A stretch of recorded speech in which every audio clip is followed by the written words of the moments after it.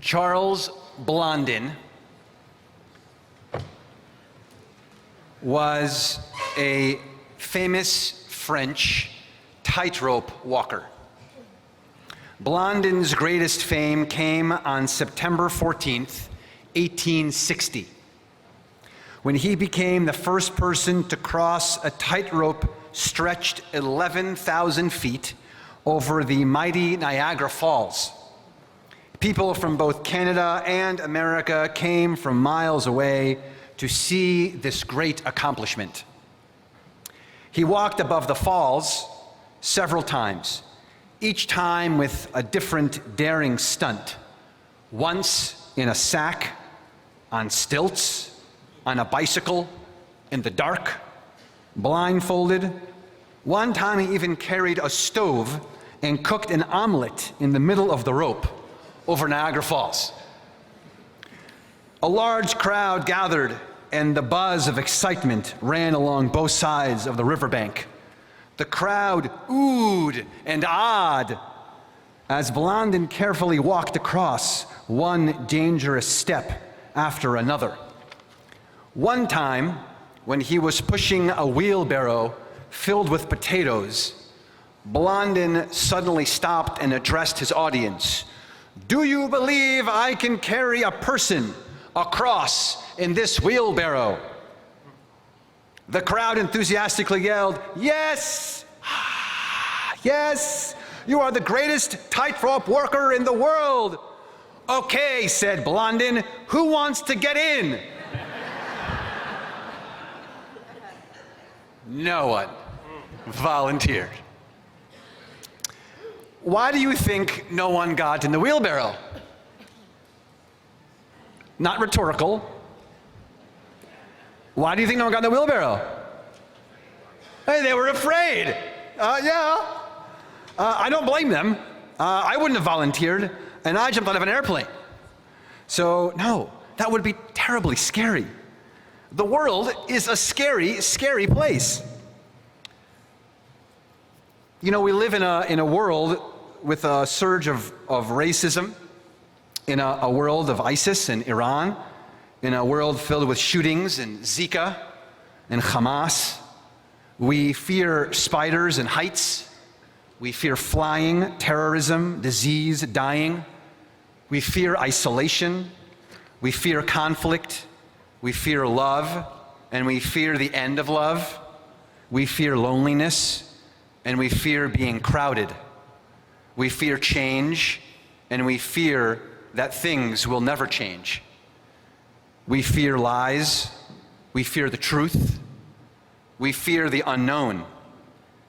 Not all fears are the same. Some of our fears are innate, others are learned. Some fears are warranted, others irrational. Some fears are temporary, others persist. And our responses to fear are equally varied, ranging from fight to flight, from protective to paralyzing. But the world is a scary place. Drivers are stressed, distracted, and often oblivious. More than 38,300 people were killed and 4.4 million people injured on U.S. roads in 2015. Scary. My guess is that everyone remembers the years of checking every piece of candy for poison in pixie sticks, the hoax of caramel apples coated with arsenic, or razor blades in Three Musketeers bars. Sorry, I know we're fasting. There was a bombing at the Boston Marathon. There are sadly shootings all across the country almost every day. When I was younger, I could walk anywhere I wanted by myself, but today I won't let my kids leave the house without some kind of homing device. So does this mean that we shouldn't drive anywhere? Maybe we shouldn't eat any more candy. Maybe we shouldn't run any more marathons or leave the house for that matter. Sing along if you know this one. Kol haolam kulo גשר צר מאוד, גשר צר מאוד, כל העולם כולו, גשר צר מאוד, גשר צר מאוד, והעיקר, והעיקר, לא לפחד, לא לפחד כלל, והעיקר, והעיקר, לא לפחד כלל. The whole world is a very narrow bridge, and the most important thing is lo lefached klal, don't be afraid at all. These are the words adapted from the writings of the greatest Hasidic master, Rabbi Nachman of Bratslav.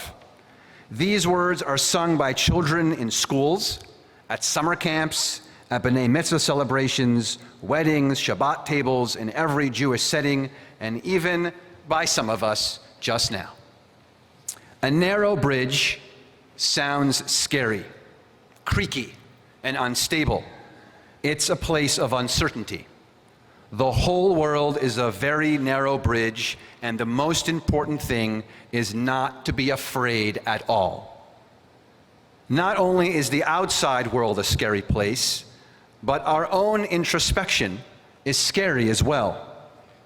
We are now at a place of our own uncertainty.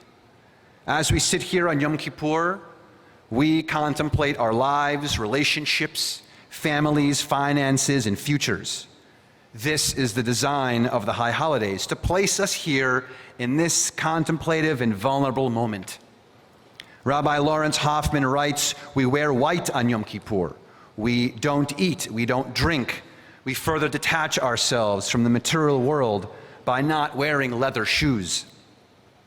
The thought that we are literally on trial in front of God is scary. It is as if there is a spotlight on each of us evaluating our previous year.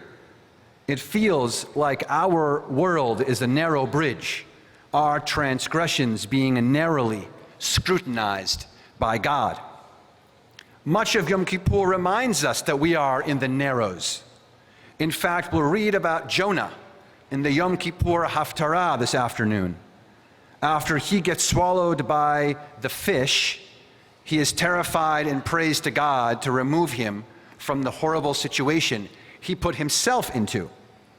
When God calls to him, instead of hearing the call, he is too scared and tries to run away. And while inside the fish, he realizes that he's put himself in a terrible situation. The word in Hebrew for that troubled place where he's sitting is tsar, which literally means narrow, like the scary, narrow bridge. It's not a coincidence that we read about a prophet, Jonah, who runs from God, gets swallowed by a big fish, then finds himself in the narrowest place possible. If the world is a narrow bridge, what was Rabbi Nachman talking about? How could we not be afraid at all? After researching the quote, I discovered Nachman actually said something different.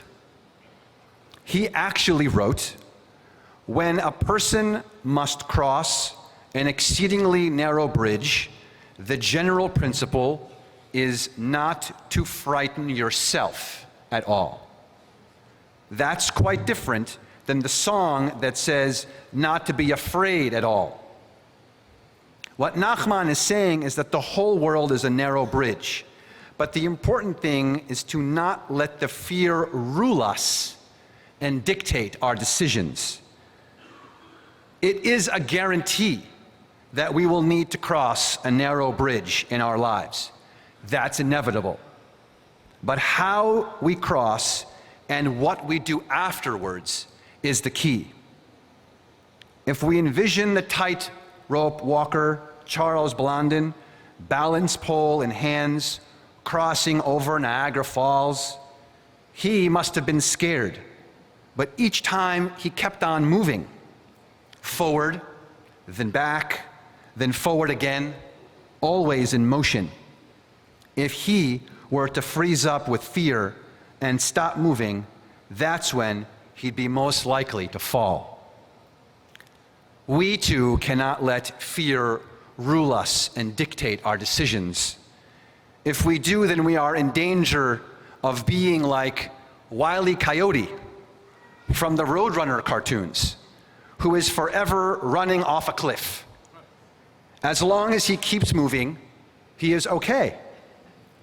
But the moment he freezes up and looks down,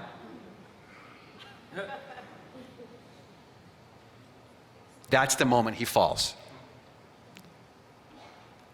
If while on that tightrope or that narrow bridge, fear overtakes us and we stop and freeze, then we are certainly going to fall. The narrows are all around us. Many are real fears that may prohibit us from moving forward. But sometimes we allow fear to scare us unnecessarily. Remember the staggering statistics that thousands of people are in accidents on the freeway and that candy can kill us? Well, Professor Barry Glassner at USC explains that the world isn't as scary as we perceive. The statistics regarding aggressive driving were skewed. 38,300 deaths on the roadways is staggering, but AAA attributed less than 1% directly to angry drivers and less than 1% to road rage. Don't let the statistics stop you from eating a Three Musketeers bar. The first reports of the dangerous candy hoax started in 1958 when a father laced his son's candy with cyanide in hopes of collecting insurance money. It was as simple as that. Only the media, the news, and now the internet perpetuated the fear among the population. The spin is what makes things scary. Politicians, journalists, advocacy groups, and marketers continue to blow dangers out of proportion for votes, ratings, donations, and profits. Sometimes we allow ourselves to be frightened by the world. We can't let fear rule us and dictate our decisions. Franklin Roosevelt said it best: the only thing we have to fear is fear itself. What is our personal shaky bridge? As we sit here at the end of one year and the beginning of another, contemplating the past and facing the future, what strange and difficult challenges overwhelm us? From day to day, we have been content to live on, unquestioning and unreflecting, but on this day of all days, deep in our hearts lies a haunting challenge. Who knows what the year to come will bring? Who knows what sorrows or fear lies ahead? Will we feel trapped in the narrows? Are we allowing our fears to interfere with our lives and our personal growth? Sometimes fear is the only reasonable response to a situation in which we find ourselves. The world is a narrow bridge. The most important thing is not to make ourselves afraid or live from a place of fear. Nachman isn't teaching that we should hide our fear from ourselves or pretend that we never fear. He's saying that what's important is that we not allow the fear to rule us. What's important is that we not allow our fears to limit us, to dictate our hopes or our dreams or our choices.